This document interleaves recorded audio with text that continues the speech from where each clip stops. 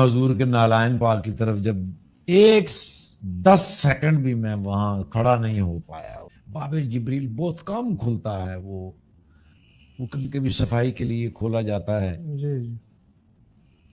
मैं एक दफा जी रात को 2 बजे खुद ब खुद ही उठ गया। मैं ना जी वो कपड़े की मार्केट से गुजर रहा था, तो वहां ना जी एक सफेद रंग का जुब्बा था, बड़ा ही खूबसूरत जुब्बा, वो लड़ गया मुझे। मैंने उसके जाके वो जुब्बा लिया, मैंने घर जाके उसको इस्त्री किया, टांगा, मैंने कहा जुम्मा पढ़ूंगा ये पहन के।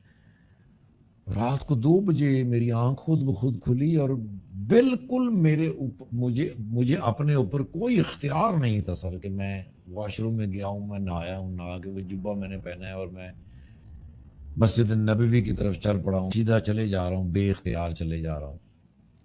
तो मैं जब उधर से जाके मैंने देखा तो बाबुल जिब्रील खुला, पूरा खुला हुआ। यानी 4 साल उससे पहले भी मैं जाता रहा हूँ, लेकिन वो बंद मिलता था। मैंने ऐसे आगे होकर देखा तो एक सिक्योरिटी वाला बंदा और एक बंदा जो था ना वो सफाई कर रहा था फानूस की। तो वो जो सिक्योरिटी वाला बंदा ना, जिसने एकदम एकदम मेरी तरफ देखा, तो वो जो सफाई कर रहा था उसने फौरन उसको अरबी में कहा मेरा दोस्त है। हालांकि मैं उस बंदे को कभी नहीं मिला था, ना मैं उसको जानता था। तो उसने उसे कहा मेरा दोस्त है। तो वो सिक्योरिटी वाला पीछे चला गया, वो उतर के आया, मुझे उसने जब फिर डाली, उन्हें कहा ठाकर साहब मैं आपका फ़ैन हूँ और ये एरिया जो है ना ये रिस्ट्रिक्टेड है, तो आप बताएं मैं क्या खिदमत कर सकता हूँ। मैंने क्या, हुजूर के नालायन पाक की तरफ यार जाने की बड़ी तमन्ना है।